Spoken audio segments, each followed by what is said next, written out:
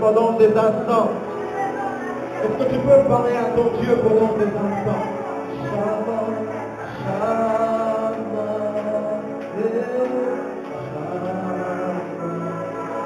J'aimerais que tu sois en train de parler à Dieu. J'aimerais que tu sois en train de parler à Dieu là où tu te trouves.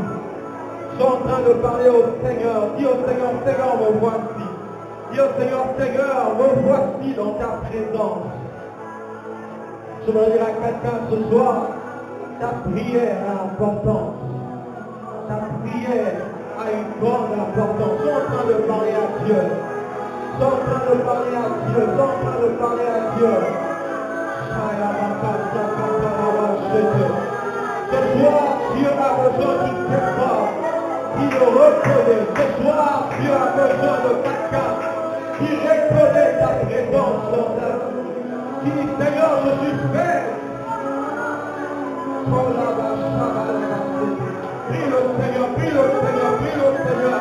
Je voudrais que là où tu es, que tu puisses me lever ta voix. Que tu sois en train de chercher la face de Dieu. Je voudrais que là où tu es, que tu cherches la face de Dieu. Que tu cherches la face de Dieu. Je veux dire à quelqu'un ce soir, ta prière peut engendrer quelque chose. Ne rate pas cet instant. Ne rate pas cet instant. Jésus, ne rate pas cet instant. Il y a une personne qui se dit demain, je verrai la main de Dieu. Non. Je veux dire à quelqu'un demain ne t'appartient pas. Ne rate pas cet instant. Sois en train de prier, de chercher la face de Dieu. Oh la vache, Dieu de gloire.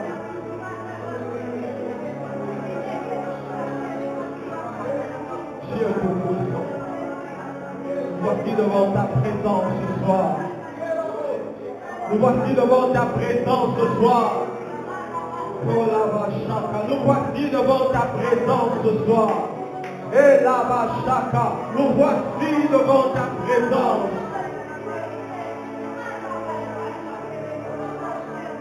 Nous voici devant ta présence.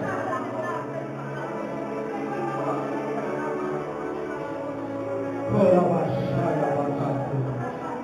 oh la vache, Père, nous te prions. Ce soir réellement, nous voulons t'entendre.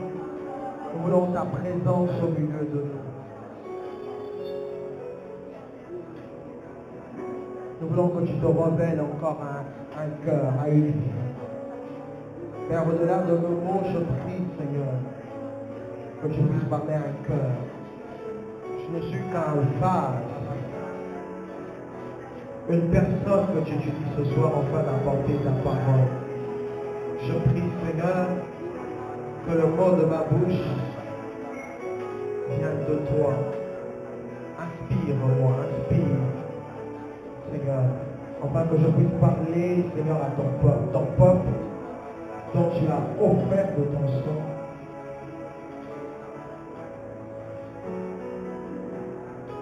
Je reconnais, Père, que tu es glorieux. J'ai besoin de toi. Dans ta seule gloire, j'ai ainsi prié. Et ensemble, est-ce qu'on peut acclamer le Seigneur? Est-ce qu'on peut acclamer le Seigneur?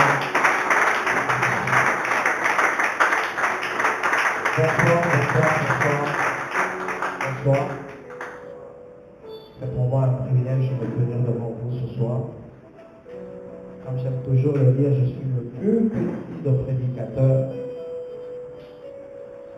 Et la grâce m'a été faite ce soir d'apporter la parole de Dieu. Et ce soir, nous allons essayer de partager quelque chose ensemble. Mais avant cela, j'aimerais que tu dises à ton voisin la puissance dans la faiblesse. Dis à ton voisin de gauche, à ton voisin de droite, à celui qui est derrière, à celui qui est devant toi, dis-lui la puissance dans la faiblesse. Et voilà. J'aimerais dire aussi merci aux différents leaders, les leaders de la cellule. J'aimerais dire aussi merci à toi qui es présent. Merci aux leaders de l'église pour cette marque de confiance. Et j'aimerais aussi dire merci à notre pasteur, le pasteur Gauthier. Nous sommes bénis d'être sous ce pied. Moi, personnellement, je suis béni d'être sous le pied d'un si grand homme de Dieu où j'apprends toutes les choses de ma vie. Et c'est un peu ça.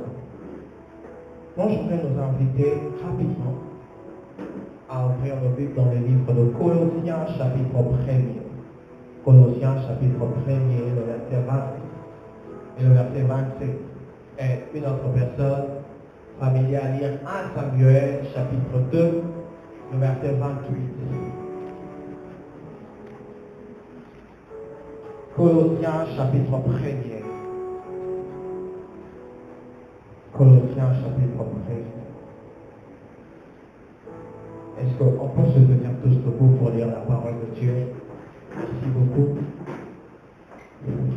Colossiens, chapitre 1er, le verset 26 et 27. La Bible dit ceci: le mystère caché du temps, de tout temps et dans tout le âge, mais révélé maintenant à ses saints, à qui Dieu a voulu faire connaître quelle est la glorieuse richesse de ces mystères parmi les païens, savoir Christ en nous, l'espérance de la gloire. Est-ce que quelqu'un peut dire Christ en nous, l'espérance de la gloire? 1 Samuel, chapitre 2. 1 Samuel, chapitre 2.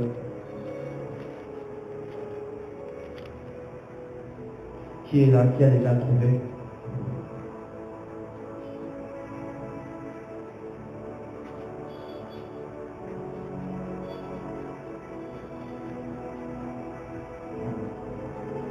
Est-ce qu'on peut dire? Je l'ai choisi parmi toutes les tribus d'Israël pour être à mon service dans le sacerdoce, pour monter à mon autel et pour filer le parfum, pour porter les choses devant moi. Et j'ai donné à la maison de ton Père tout le sacrifice consommé par le Père et offert par les enfants d'Israël. Amen. Et on va finir avec un texte fort. On a lu la plupart de fois pendant ces 3 journées. Romains, non, 1 Corinthiens. 1 Corinthiens, chapitre 2.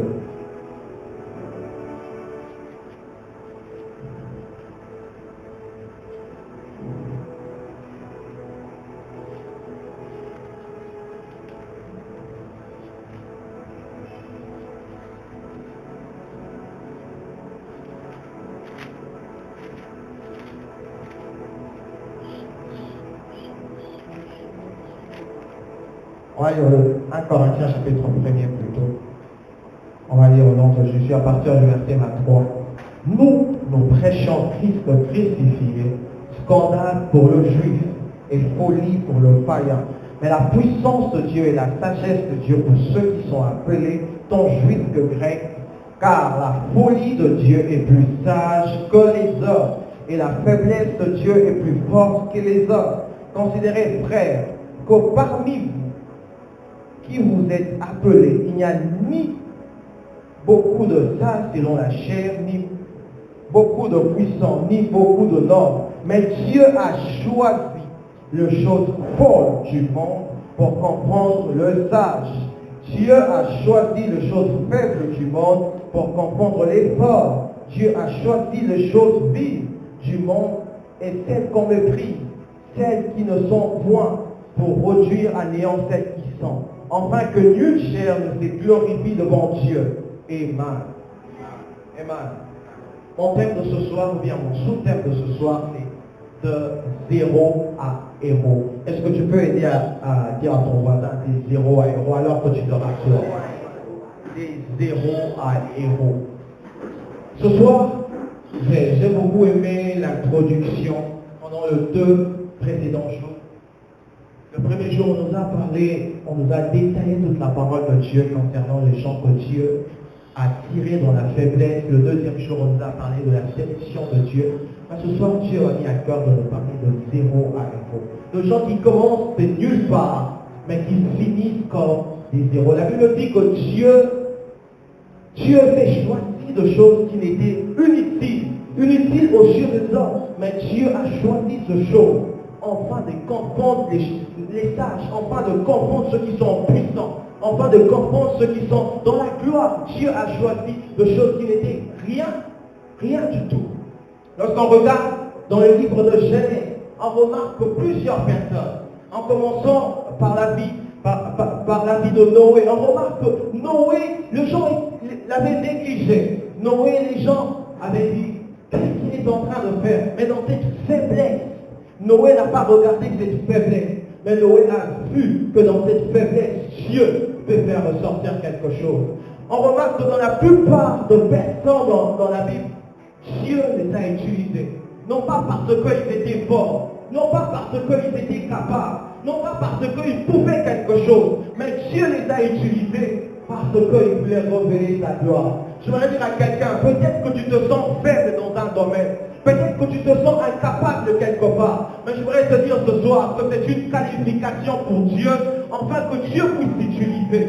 Afin que Dieu puisse t'utiliser. Abraham était dans une faiblesse, il n'avait pas d'enfant, mais Dieu avait déjà choisi pour Abraham d'être le père de nations. Je voudrais dire, peut-être que tu manques quelque chose ce soir, mais Dieu en te regardant voit la chose que tu es en train de manquer. Je voudrais dire à quelqu'un, peut-être qu'aujourd'hui tu es en train de manquer de l'argent, mais n'aie pas peur. Dieu en te regardant, il est en train de voir une personne qui va bénir dans ton vie. Dieu en te regardant ne voit pas le manque que tu as maintenant, mais Dieu te qualifie par rapport à la soif que tu as dans ton cœur. Voilà pourquoi je voudrais dire à quelqu'un ce soir que la situation par laquelle tu passes n'est pas importante, mais l'important c'est la finalité. Qu'est-ce que Dieu a prévu à la fin? Qu'est-ce que Dieu a réservé à la fin? C'est ce qui compte. C'est ce qui compte. Ce qui compte, ce n'était pas qu'Abraham manquait un enfant. Mais ce qui était le plus important que Dieu avait parlé, ce qui était le plus important, Dieu avait dit que tu auras un enfant. Donc dans la faiblesse d'Abraham, il y avait une parole. Je voudrais dire à quelqu'un, lorsque tu te sens faible, attache-toi à la parole de Dieu. Lorsque tu te sens incapable, attache-toi à la parole de Dieu. Car c'est cette parole qui va te rendre fort lorsque tu seras faible.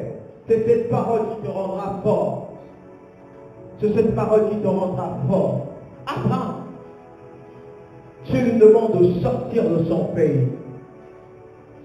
Lui qui n'avait pas d'enfant. Il a eu un enfant par la grâce de Dieu, il a eu Isaac.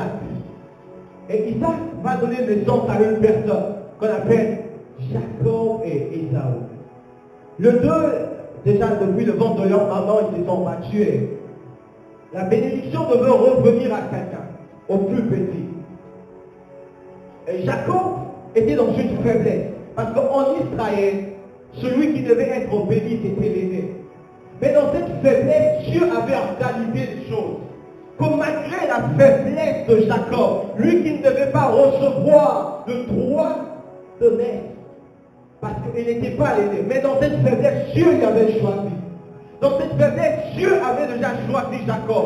Voilà pourquoi je voudrais dire à quelqu'un ce soir, malgré la position que tu occupes dans ta famille, cela ne dépend pas. Malgré la position que tu occupes, peut-être que tu es le 5e, peut-être que tu es le 6e, peut-être que tu es, je ne sais, le dernier, mais cela ne préoccupe pas Dieu. Si Dieu a un plan pour toi, il finira par l'accomplir.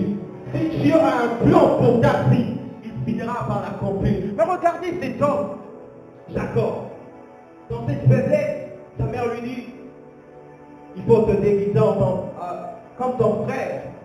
Et lorsque ton père va te toucher, le père a touché Jacob. Il pensait que c'était Ésaü. Dans la faiblesse de Jacob, Dieu avait réservé quelque chose pour lui. Il devait recevoir la bénédiction. Mais cette histoire me fait penser à quelque chose.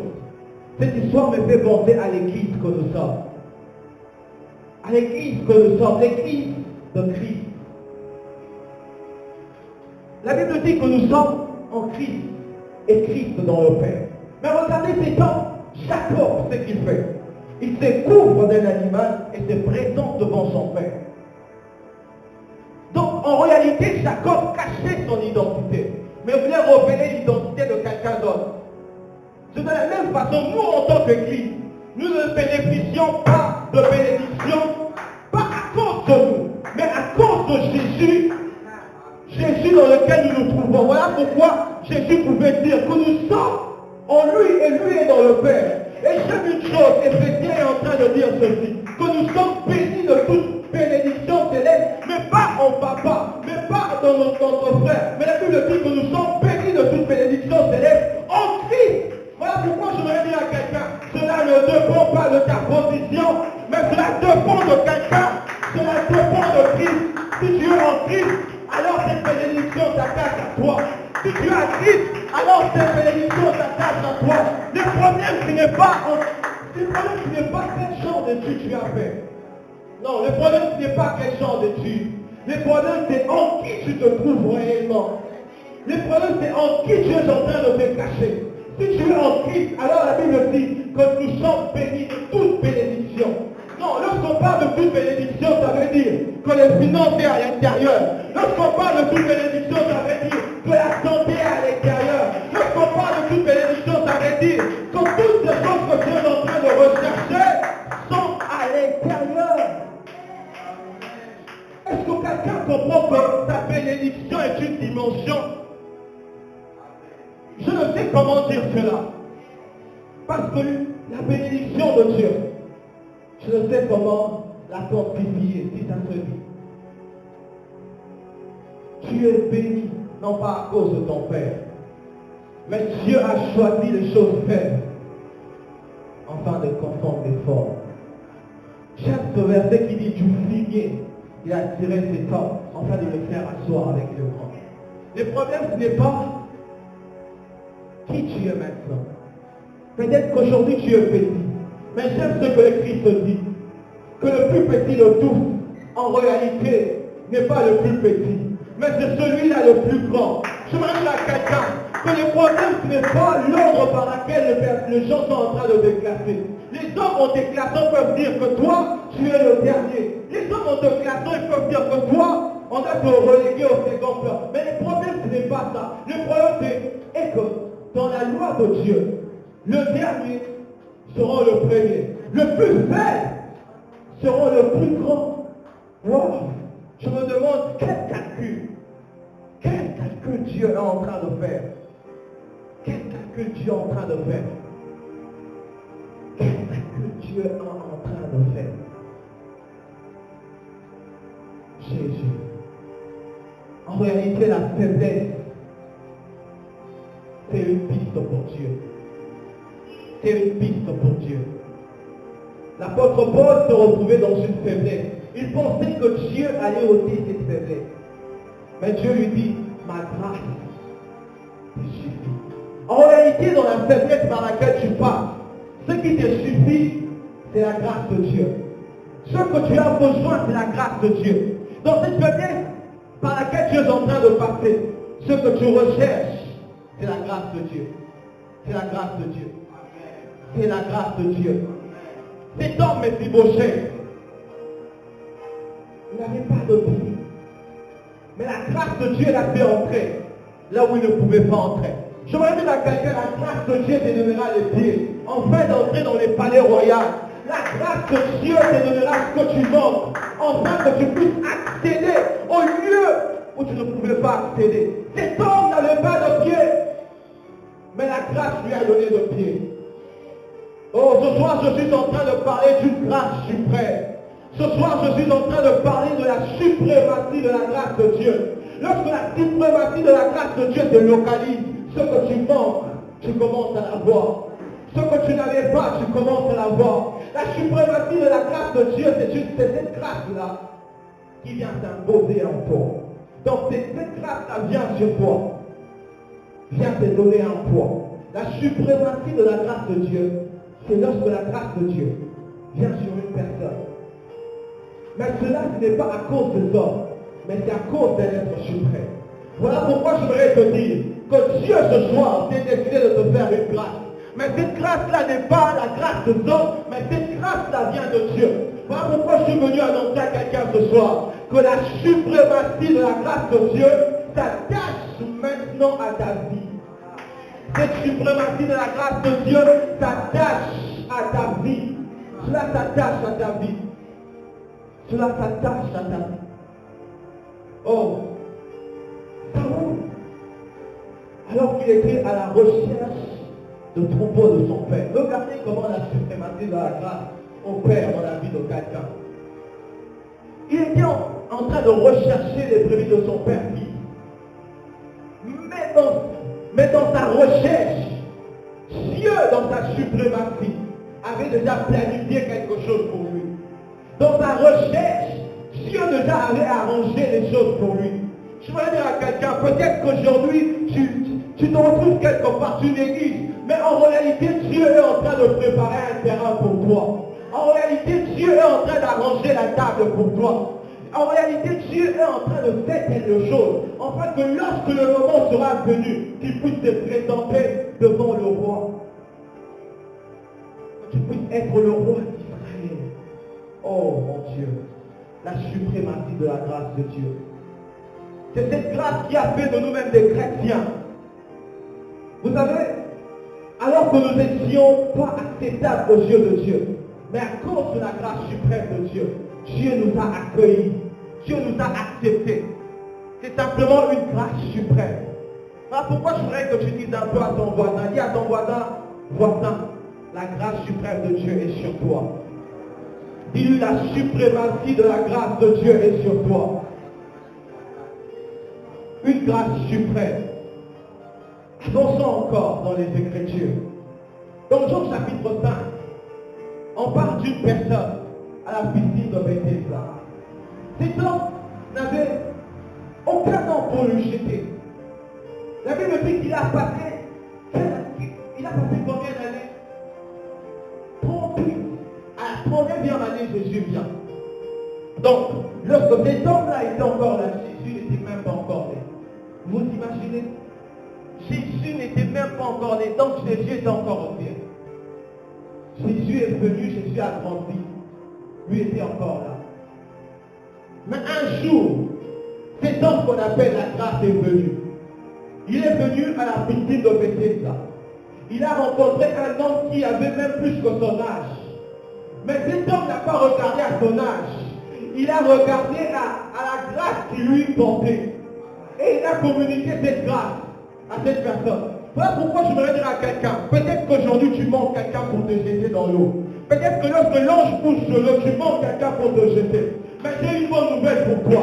Jésus est la personne de personnes qui n'ont personne pour en faire de personne. Je voudrais dire à quelqu'un, peut-être qu'aujourd'hui tu manques quelqu'un. Mais laisse-moi te dire que Jésus est la personne de personnes qui n'ont personne pour en faire de personne. Parce que cet homme n'avait personne pour lui jeter. Mais en réalité, Jésus est venu. Lui qui est la personne de 100 personnes. Peut-être que tu manques quelqu'un aujourd'hui dans ta famille pour t'introduire là où tu veux être. Peut-être que tu manques, peut-être que ton père n'est pas connu. Le problème, ce n'est pas ça. Le problème, c'est Jésus. Le problème, c'est Jésus. Lorsque la grâce vient sur toi, lorsque la personne qu'on appelle Jésus vient à côté de toi, lui qui est la personne de 100 personnes, va t'introduire là où tu ne pouvais pas y arriver. Va t'introduire là où tu ne pouvais pas y arriver. Voilà pourquoi je suis venu dire à quelqu'un ce soir, ne t'en fais pas. Ne t'en fais pas de ce que tu es en train de passer. Ne te soucie pas. Tu dis, mais mon père n'a pas de connexion. Mon père n'est pas connu. Le problème, ce n'est pas ça. Le problème est que Jésus aime les gens qui n'ont personne. Parce qu'il aimerait en faire de personne. Cet homme, Saoul n'avait personne. Le fils de qui? Il n'avait personne. Mais Dieu avait décidé simplement que là où il y a de 100 personnes, que je puisse faire de ces gens-là de personnes.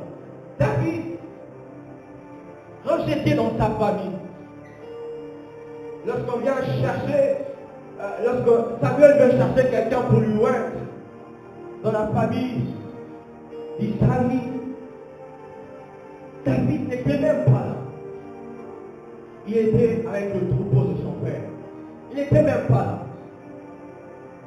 Imaginez, lui, il était le plus rejeté de tous. Il n'était même pas là. Mais Dieu a choisi cette personne qui était rejetée. Par son propre père. Son propre père l'avait mis à côté. Parce qu'il n'était pas né du mariage légal. Vous imaginez, David était né en dehors du mariage. Mais Dieu a choisi cette personne-là pour devenir roi en Israël. Dieu a choisi cette personne-là qui n'était même pas née du lit conjugal. Il a choisi, enfin, de faire de lui une grande personne. Peut-être que toi aussi, c'est cela ta situation. Tu n'es pas né de la première maman ou je ne sais de la deuxième. Peut-être que tu es né de la troisième. Mais le problème, ce n'est pas ça. Le problème avec Dieu est que Dieu veut passer par toi, afin de révéler sa gloire. David était rejeté, mais Dieu voyait en lui un roi.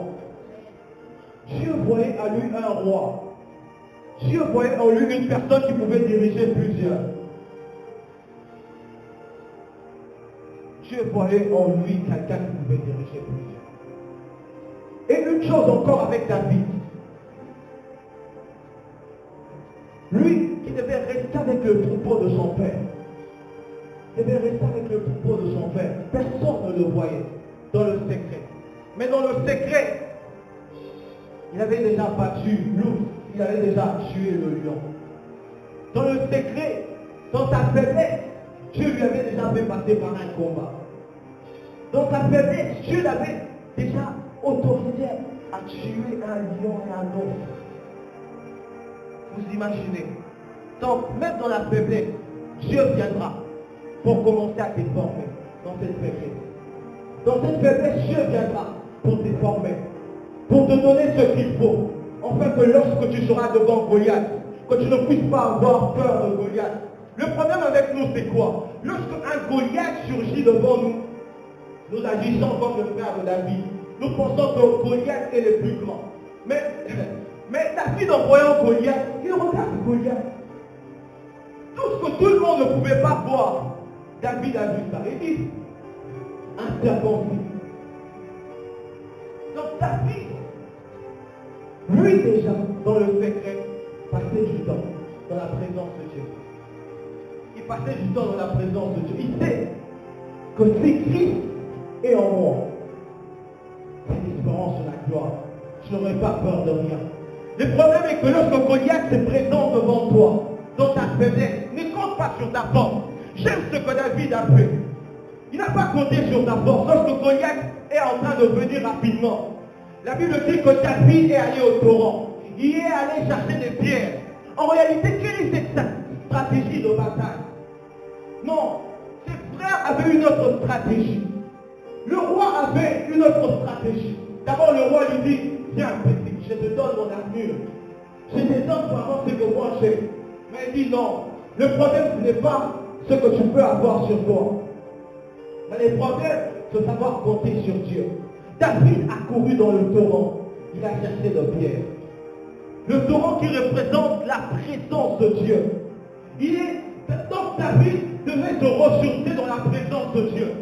Il savait une chose, que ce qui compte dans ma faiblesse, ce n'est pas ce que je peux avoir sur moi. Ce n'est pas l'armure que je peux avoir sur moi, mais c'est la présence de Dieu à mes côtés. Voilà pourquoi lorsqu'il est allé, il n'a pas combattu au nom de son père. Il n'a pas combattu au nom d'Israël. Mais la Bible dit ceci, que David est allé au nom de l'Éternel, que Goliath avait insulté. Voilà pourquoi je voudrais dire à quelqu'un ce soir, que peu importe ce que tu es en train de passer, continue encore à faire confiance en Dieu.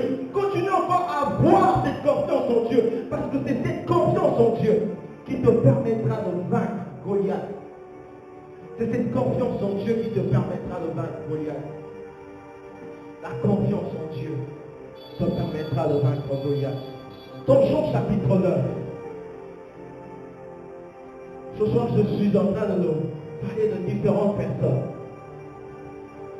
En réalité, je n'ai pas encore commencé mon message. Je suis en train, dans Jean chapitre 9, on parle d'une personne. Cette personne aussi, malheureusement, lui aussi avait un problème. Mais ce qui est plus grave, au lieu que Jésus puisse lui guérir directement, on lui met de la boue sur le genou. En Israël, c'est une humiliation. C'est une humiliation. Donc Jésus, je me demande ce que Jésus voulait faire Donc Jésus a humilié cette personne. Au milieu d'une foule, au milieu de plusieurs personnes. Peut-être que les gens étaient en train de le critiquer. Les gens lui disaient, non, le maître t'a humilié. Non, c'est que ce qui t'a fait subir vraiment, oh, j'ai pitié de toi. C'est vraiment humiliant. Mais le problème, ce n'est pas ça. Le problème est que le maître lui avait donné une instruction. Donc dans sa faiblesse, il avait reçu une instruction de Dieu. L'instruction était, va jusqu'à Siloé. Va te jeter là et tu auras ta guérison. Mais qu'est-ce que nous on fait? Dans notre faiblesse, nous ne suivons pas la direction de Dieu. Nous voulons suivre nos propres directions. Voilà pourquoi on n'expérimente pas le Dieu qui vient au secours de faibles. Voilà pourquoi on n'expérimente pas le Dieu qui vient au secours de faibles. Parce que simplement, on a décidé de ne pas obéir à la voix de Dieu. On a décidé de ne pas obéir à la voix de Dieu. Des zéros à héros. Trois étapes pour quitter du néant et pour arriver à ce stade de héros.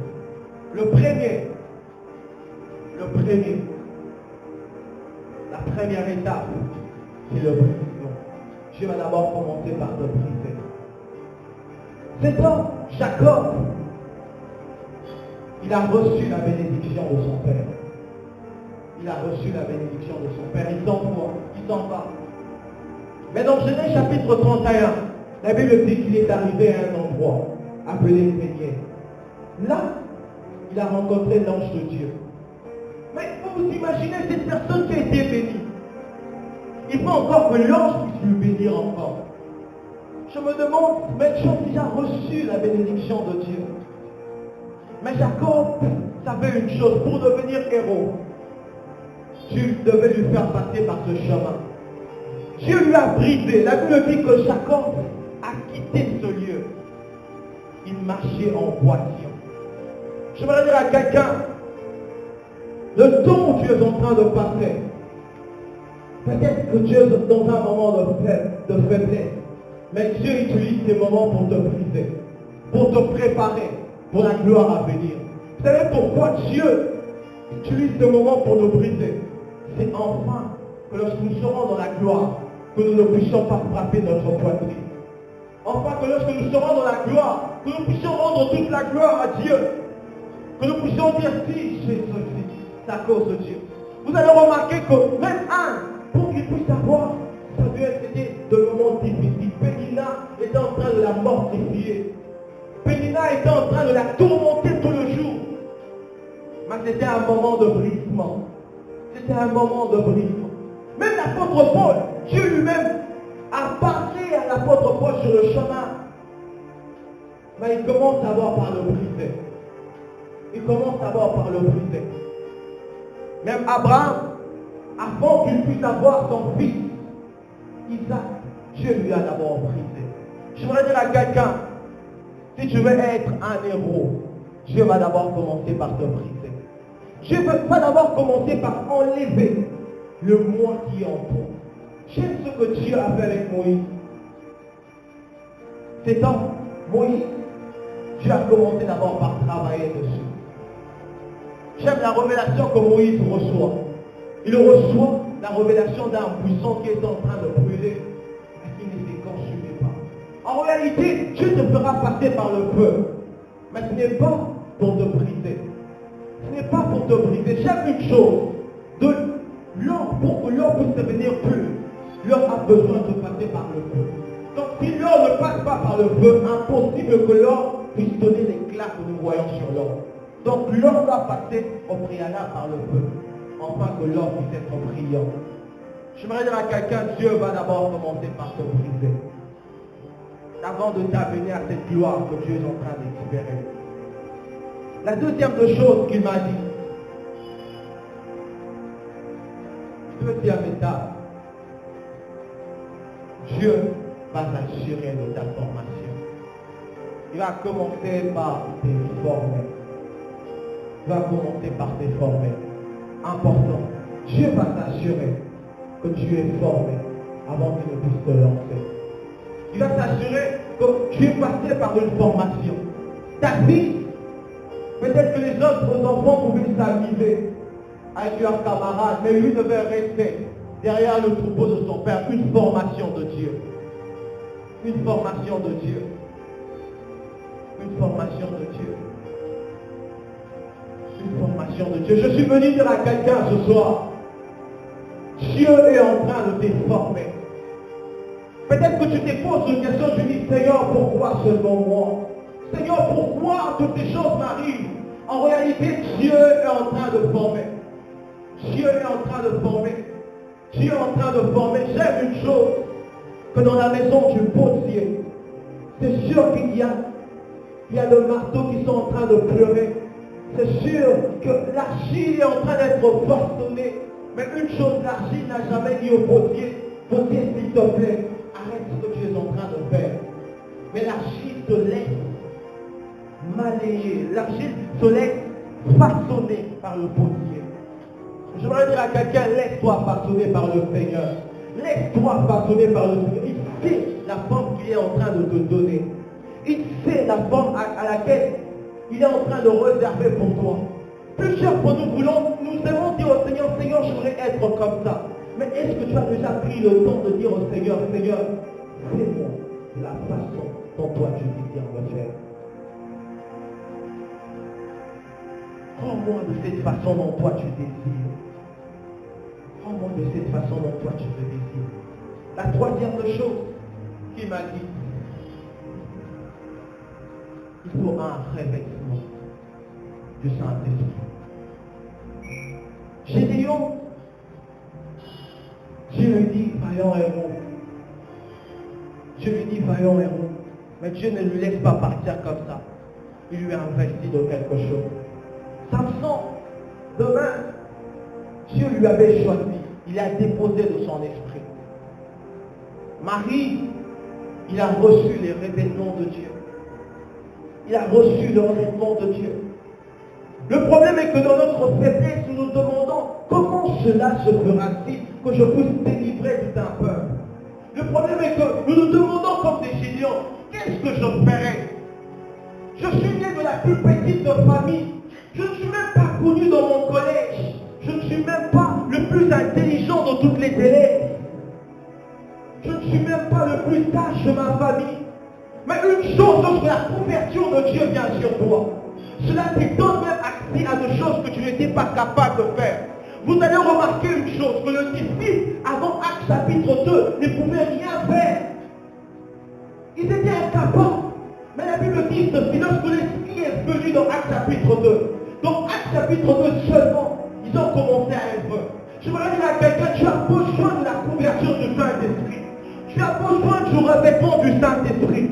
Dans cette faiblesse, en réalité, dans cette faiblesse, Dieu veut t'investir de son esprit. Afin que tu puisses sortir et faire la gloire de Dieu. Dieu veut t'investir de son esprit. Je suis venu dire à quelqu'un ce soir, tu as besoin du revêtement du Saint-Esprit.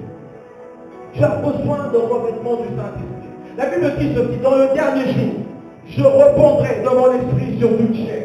Vos fils et vos filles prophétiseront. En réalité, Dieu a déjà donné une promesse.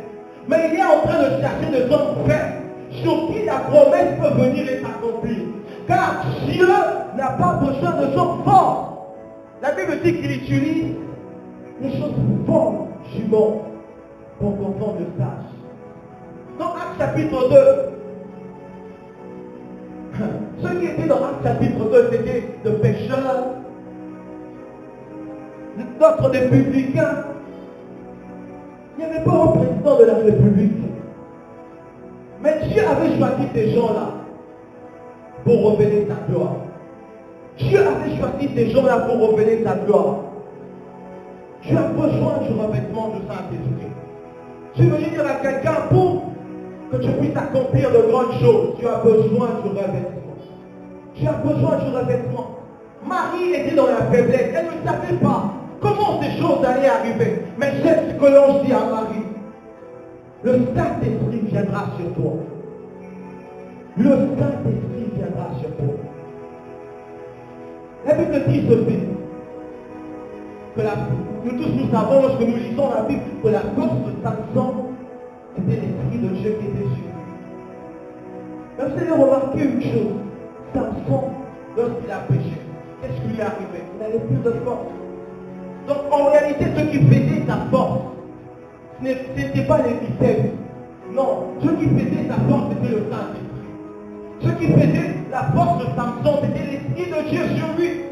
Voilà pourquoi je suis venu dire à quelqu'un ce soir. Peut-être que physiquement, tu peux être un handicap. Peut-être que physiquement, tu peux avoir une incapacité quelconque. Mais en réalité, ce qui fera ta force, c'est le Saint-Esprit sur toi. En réalité, ce qui te rendra particulier, c'est lorsque le Saint-Esprit vient sur toi. J'aime une chose dans la Bible. La Bible dit ceci dans les livres de Malachie. Chapitre 3, le verset 18. Maintenant, vous verrez la différence entre ceux qui me servent et ceux-là qui ne me servent pas. En réalité, cette différence n'est pas dans leur physique, mais cette différence, c'est sur le point où le Saint-Esprit repose sur certains et le Saint-Esprit n'est pas sur les autres. C'est ça la différence. C'est ça la différence. Il dit dans le dernier jour, je répondrai de mon esprit, non pas sur ceux-là qui sont forts, mais il dit sur toute chair. Non pas sur ceux qui prient en langue, mais il dit sur toute chair. Parce que Dieu est à la recherche d'une personne faible. Dieu est à la recherche d'une personne incapable. Dieu est à la recherche d'une personne qui ne peut rien. Dieu est en train de rechercher cette personne. Dieu est en train de rechercher cette personne. Dans Luc chapitre 5, cet homme, Pierre, il était faible. Il était qu'un pêcheur de poissons. Mais lorsque le maître est venu à lui, il lui a dit, un jour, sur toi, je veux bâtir mon église. Imaginez, Pierre avait renié le maître 3 fois. Mais Dieu n'a pas regardé à la faiblesse de Pierre. Mais Dieu a regardé à son esprit. Il dit ici, je dépose mon esprit sur cet homme. Sûrement que je peux bâtir mon église dessus. Plusieurs fois nous regardons à nos incapacités. Nous regardons à ce que nous ne pouvons pas faire. Nous regardons à ce que nous sommes incapables de faire. Mais en réalité, est-ce que nous sommes en train de regarder que nous sommes en train d'entretenir une bonne relation avec le Saint-Esprit? Est-ce que tout le jour de nos vies, nous sommes à mesure de regarder si notre relation avec le Père est encore correcte? Parce qu'en réalité, ta force n'est pas tes biceps. En réalité, ta force ne sont pas tes parents. En réalité, ta force, ce n'est pas cet homme-là qui est assis à côté de toi. La Bible dit ceci dans les livres d'Ecclésiaste. J'aime la sagesse de Salomon. Il dit que la course n'appartient pas au plus agi. Il dit que la bataille n'appartient pas au plus fort. En réalité, c'est l'Esprit de Dieu qui vient établir une différence. C'est l'Esprit de Dieu.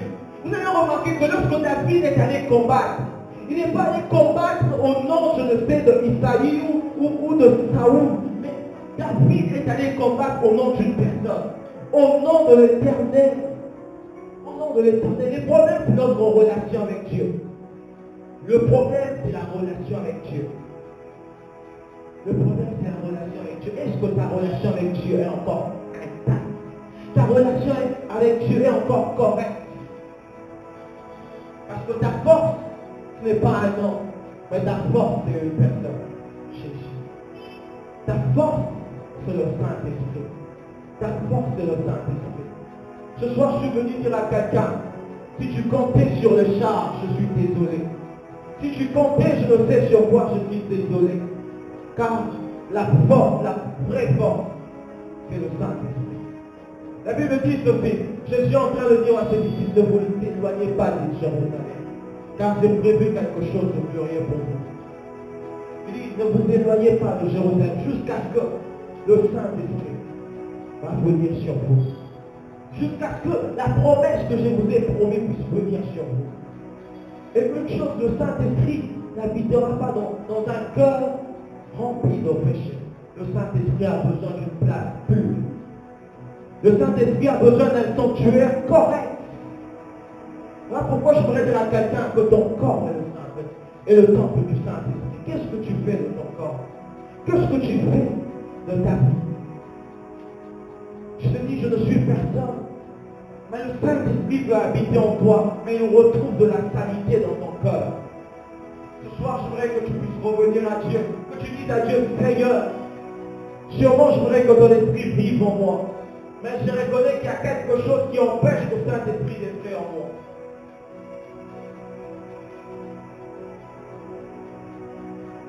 La Bible dit qu'il n'y a aucune tentation qui est survenue, qui soit au-delà de vos forces.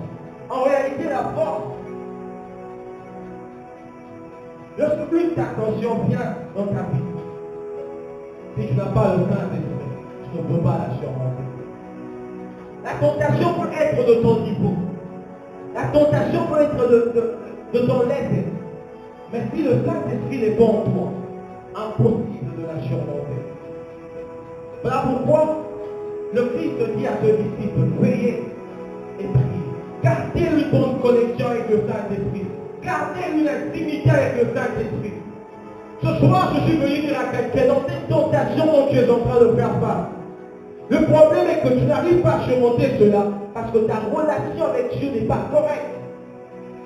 Tu n'arrives pas à surmonter cela parce que tu ne passes pas du temps dans la présence de Dieu afin de cultiver ton intimité.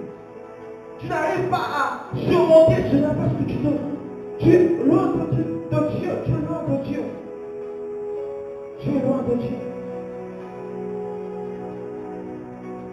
Tu es loin de Dieu. Ce soir, je suis venu dire à quelqu'un, passe du temps dans la présence de Dieu. Passe du temps dans la présence de Dieu. C'est là où tu deviendras fort. C'est là où tu deviendras puissant. C'est dans la présence de Dieu. En réalité, les gens forts de ces mondes sont ceux-là qui passent du temps dans la présence de Dieu. Les gens pensent que c'est une faiblesse, mais en réalité, c'est une force. En réalité, c'est une force. Vous imaginez les disciples, ce qu'ils pouvaient faire après que le Saint-Esprit est venu sur eux. Vous imaginez cela? Je suis venu dire à quelqu'un, apprends à passer du temps dans la présence de Dieu. Apprends à passer du temps dans la présence de Dieu. Apprends à passer du temps dans la présence de Dieu. Apprends à fléchir tes genoux, à chercher la présence de Dieu. Les problèmes avec nous chrétiens, nous nous sommes habitués à cette présence. Nous ne cherchons plus la présence de Dieu. Lorsque nous venons dans un culte, nous venons, mais nos cœurs ne sont pas connectés à Dieu. Lorsque nous venons dans un service, nous venons simplement parce qu'à la fin, on va nous appeler, nous demander, est-ce que tu étais là? Le problème est que nous venons dans la présence de Dieu, mais nos cœurs sont loin de Dieu. Mais j'aime ce que c'est que la Bible déclare dans le livre de Joël. Il dit, déchirez vos cœurs et non vos vêtements. Ce soir, je suis venu dire à quelqu'un, déchire ton cœur. Déchire ton cœur, entre si tu reconnais que tu es allé loin de la présence de Dieu. À quoi cela te servira-t-il que les gens puissent voir que tu as été le plus fort sur la terre, mais qu'un jour tu puisses perdre ton âme? À quoi cela te servira-t-il que sur la terre que les gens puissent te donner toute la gloire, mais qu'un jour tu te retrouves devant le Père et qu'il te dise, je ne te connais pas? À quoi cela sert-il? Je voudrais dire à quelqu'un, cela ne sera que folie pour toi. Cela ne sera que folie pour toi que d'accepter d'être grand dans ces mondes, mais de perdre une place au ciel. De perdre une place au ciel. Accepte aujourd'hui d'être faible. Accepte aujourd'hui d'être critiqué par les hommes. Accepte aujourd'hui d'être mentionné par les hommes, je ne sais quoi, d'être qualifié, je ne sais de quoi. Le problème avec nous, c'est quoi? Nous voulons que les gens puissent voir que moi aussi je peux faire. Moi aussi je suis capable de faire. Mon ami a fait cela, moi aussi je peux. Non, le problème est que tout m'est permis, mais tout n'est pas utile. Tout m'est permis, mais tout n'est pas utile pour toi.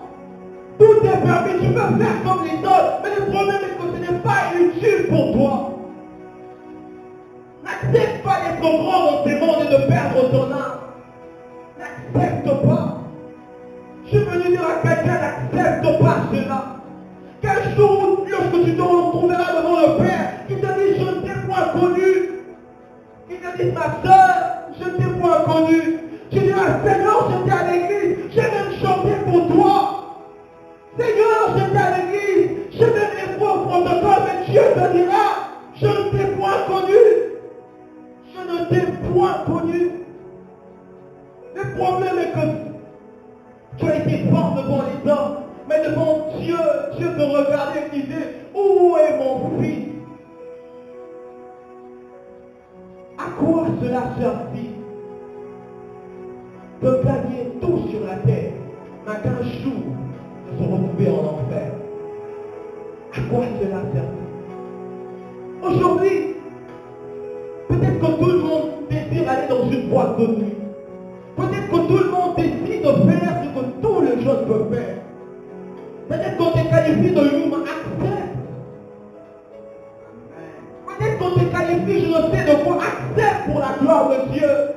On te dit, ma soeur, tout le monde fait ça pour avoir de l'argent. Dis, non, je ne ferai pas cela, parce que j'ai une intimité avec Dieu. Lorsque tout le monde pourra tricher et corrompre, dis, je ne ferai pas cela, parce que j'ai une relation avec Dieu. J'ai compris une chose, c'est que je suis en train de dire que le plus petit, en réalité le plus petit sont ceux-là qui peuvent être méprisés. Le plus petit sont ceux-là qui peuvent être critiqués par les gens. Mais il dit c'est le plus petit qui sera grand. Non, il dit c'est le plus petit. Les gens peuvent te regarder et dire, ah, toi tu es démodé. Toi tu es démodé, tu n'es même pas à la page. Tous les jeunes sont à la page. Tout le monde veut faire comme Beyoncé, tout le monde veut faire comme Rihanna. Tout le monde veut faire je ne sais comme qui. Nicki Minaj, tout le monde veut être comme ça. Tout le monde veut être, je ne sais, Lil Wayne. Être devenir une star. Mais tu es en train de perdre ton âme, cher frère, chère soeur. Tu es en train de t'éloigner de la présence de Dieu. Tu es en train de t'éloigner du but que Dieu a fixé pour toi. Vous voyez Samson, lorsqu'il commençait à faire ce qui déplaisait à Dieu, Dieu lui a abandonné. Il s'est retrouvé sans le Dieu qui s'est retrouvé. Si vous voulez dire à quelqu'un, accepte d'être petit dans ce monde, mais d'être grand un jour, lorsque le Christ reviendra. Oh, ou lorsque j'irai voir le frère Raphaël, je vois un beau boutique, je vois un beau boutique en or, mais je ne veux pas que ce jour-là, que lorsque j'irai voir, je ne sais quel frère, le frère Castro pour éviter les problèmes dans la salle. Lorsque j'irai voir mon frère Castro, je vois que le frère Castro, sa maison s'écrit, il signe avec personne. Je vais dire à Dieu, Dieu, Seigneur madame, chargez ma document, oh, fais ça madame Barcelona, oh, à sa liberté. J'aimerais nous dire une chose, acceptons d'être petit, si cela vaut la peine dans ce monde, mais d'être grand un jour lorsque le Christ reviendra. C'est la plus grande des choses. Il dit, à quoi sert-il à un homme de gagner tout ce qu'il y a sur cette terre? J'aime bien cette parabole que Jésus donne. Que l'homme riche avec l'homme pauvre. L'homme pauvre n'avait rien. Peut-être que l'homme riche regardait l'homme pauvre et disait, bah ouais, j'ai vraiment pitié. Ah. Mais dans le plan de Dieu, ou bien selon la vision de Dieu, le plus pauvre était l'homme riche. Le plus riche était l'homme pauvre. En réalité, la richesse, c'est quoi? La vraie richesse n'est pas de l'argent. La vraie richesse n'est pas le matériel. La vraie richesse n'est pas, je ne sais, les voitures que tu peux avoir dans le futur. La vraie richesse pourtant, ce n'est pas le clavier.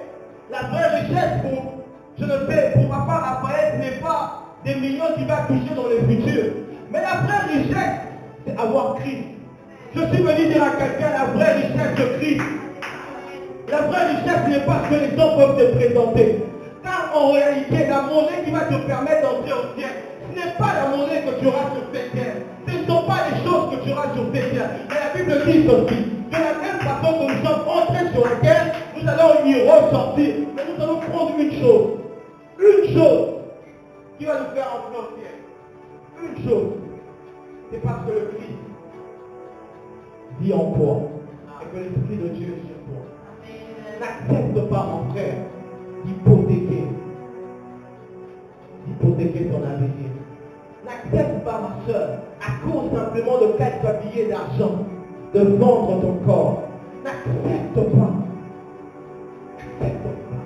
Nous sommes devenus des chrétiens qui comprenons le péché. Vous savez, je vais pécher, mais là où la grâce de Dieu, là où le péché a abondé, la grâce de Dieu va surabonder. Ah, c'est bien. Cher frère, on était ni l'heure ni le jour.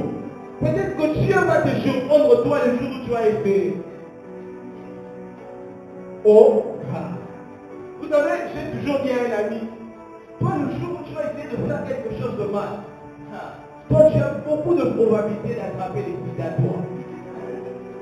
Ah, c'est lui toujours ça. Même lorsqu'on parle, ça fait longtemps qu'on a parlé, mais à chaque fois où on parlait, je disais, cher frère, toi si tu oses seulement, tu as la probabilité d'avoir les coups. Pourquoi? Parce que toi tu n'es pas appelé à faire ça.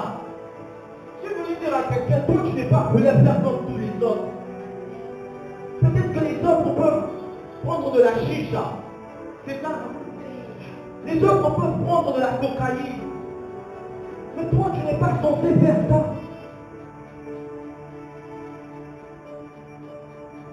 Tu n'es pas censé faire comme tous les gens qui sont dans une relation. Tu n'es pas censé faire comme toutes les autres personnes qui sont dans une relation. Où les gens commencent par des photos passeport. Vous savez ce qu'on appelle photo passeport? On va dire aussi qu'il existe un photo passeport dans les relations. Il y a des gens qui sont dans les relations, mais et la relation, c'est comme un photo passeport. Donc ils peuvent tout faire, mais ça se limite seulement à la tête. Est-ce que je peux brûler? Il se limite simplement à la tête. Cher frère, tu peux rater le ciel à cause de ça. Tu peux rater le ciel à cause de ça. Il y a aussi de ceux-là qui disent que nous, les photos passeport de nous. Et maintenant, ils prennent les demi-photos. Ils prennent un portrait, merci beaucoup. Ils prennent un portrait. Donc ils peuvent tout faire, mais que ça ne puisse pas simplement dépenser la hanche. Mais il y a aussi de ceux-là qui prennent un full picture. Full picture. Donc tout vraiment. Et ils ont consommé déjà les mariages avant le mariage. Chers frères, chers soeurs, si tu es dans une relation pareille, je te demande ce soir de sortir de cette relation. Parce que tu peux rater ton éternité, cher frère. Tu peux rater ton éternité, chère soeur. Tu peux rater. Tu peux rater ton éternité. Plus grave encore, il y a de ceux-là. Et ils ne se rencontrent pas par exemple. Mais ils ne font pas des choses mauvaises lorsqu'ils se rencontrent. Mais ils t'envoient de pictures. Ils t'envoient de photos sur WhatsApp. Quel genre de photos ils t'envoient? De photos ça. Des photos bizarres. Ils s'envoient sur WhatsApp. Ils s'envoient sur Messenger. Des photos bizarres. Chers frères, chères soeurs, tu peux rater le ciel à cause de ça. Si on t'est demandé de passer ton téléphone à ton voisin, qu'est-ce qu'on fera dans ton téléphone? Il y a même des gens qui ont déjà bloqué notre photo. Il a bloqué notre vidéo dans son téléphone. Pourquoi tu bloques ça? Si ce n'était pas un problème, pourquoi tu bloques ça? Oui, si ce n'était pas un problème, tu allais laisser ça ouvert pour que tout le monde puisse voir. Mais toi, tu commences là, il y a des photos qui ne sont pas accessibles dans ton téléphone.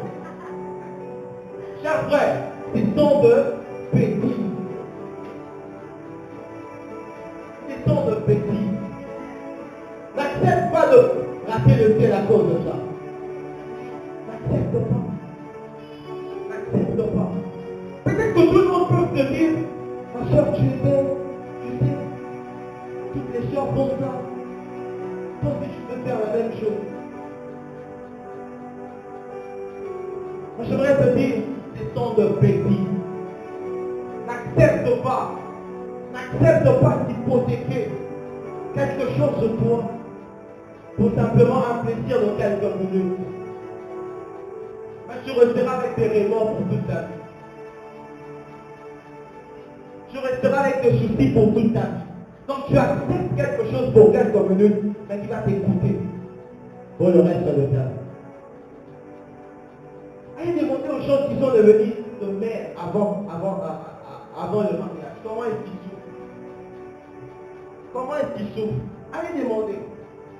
Ils vont te dire, je ne peux pas oublier ce jour-là. Donc, c'est comme c'est resté collé dans tes pensées. Tu ne peux jamais oublier ça. Donc, il vit avec cela toute sa vie.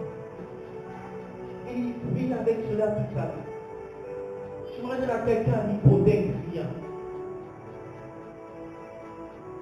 Il faut même que toi, ta tête là, on puisse couper, mais que tu puisses entre aussi accepter cela.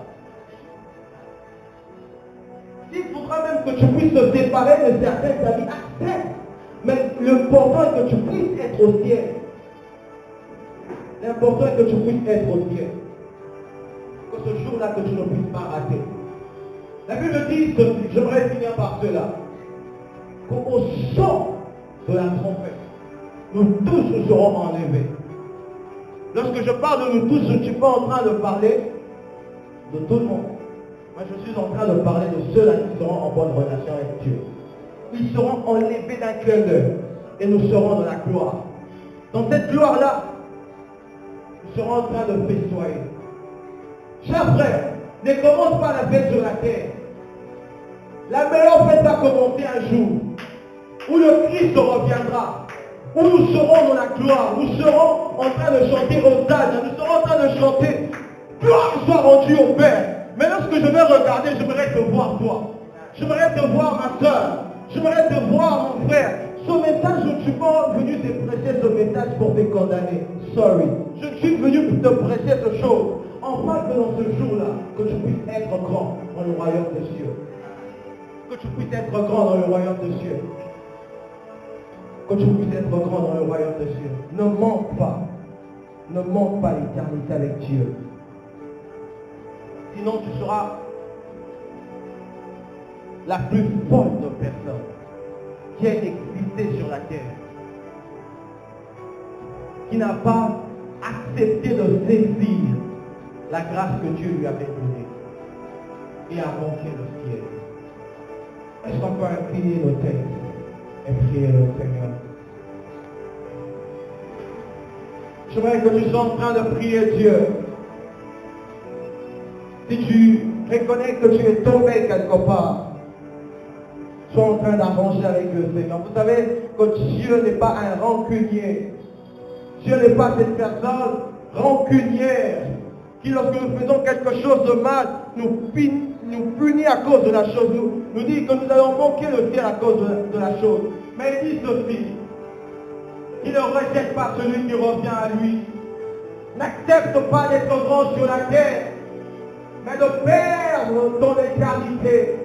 N'accepte pas, ma soeur. Sois en train d'arranger avec le Seigneur. Sois en train d'arranger avec le Seigneur. Avant que nous ne puissions avancer plus loin, avant que nous puissions continuer en prière, j'aimerais que tu puisses prier le Seigneur. J'aimerais que tu puisses prier le Seigneur. Ce jour-là, tu dois dire comme moi. Oui, mes yeux ont vu l'agneau. Ce jour-là, tu dois dire, j'ai vu l'agneau. Mes yeux ont vu l'agneau. J'avais entendu parler de lui. Mais aujourd'hui, je le vis. Oh, je veux dire à quelqu'un, ne manque pas à l'éternité. Ne manque pas à l'éternité. N'hypothèque pas ton avenir. N'hypothèque pas ton éternité à cause du plaisir de ces mondes. N'hypothèque pas ton éternité. Est-ce qu'on peut prier le Seigneur? Dire au Seigneur, Seigneur, me voici. Aide-moi, soutiens-moi. Oui, Seigneur, me voici. Aide-moi et soutiens-moi. Les gens peuvent te critiquer. Les gens peuvent dire, Asaïouma, les gens peuvent dire que c'est un fait.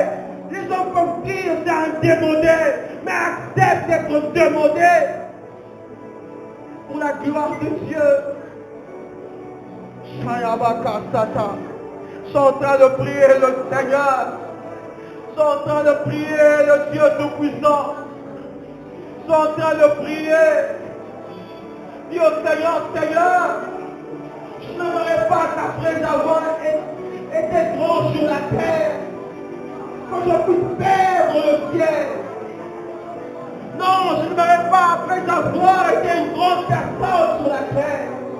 Oui, rater le ciel. Non, je n'aimerais pas après avoir été un grand prédicateur sur la terre. Manquer ce jour d'éternité.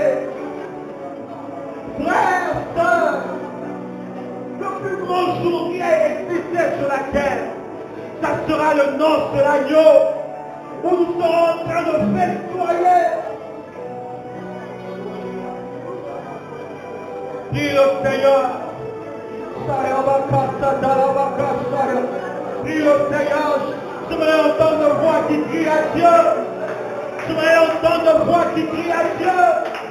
Dis, Seigneur, me voici, soutiens-moi dans ma faiblesse. Soutiens-moi dans ma faiblesse. Soutiens-moi dans ma faiblesse. Crie à Dieu. Crie à Dieu, cher frère. Crie à Dieu, cher sœur.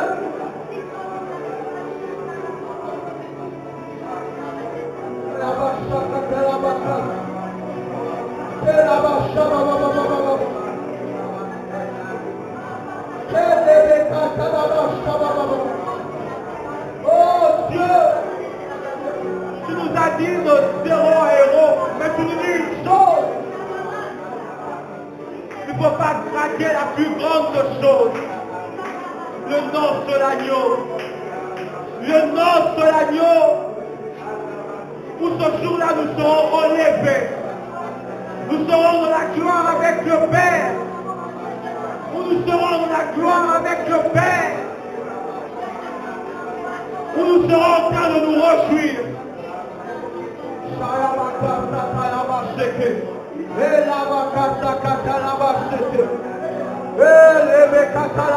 Si j'avais perdu une connexion avec Dieu, je suis en train de reparer.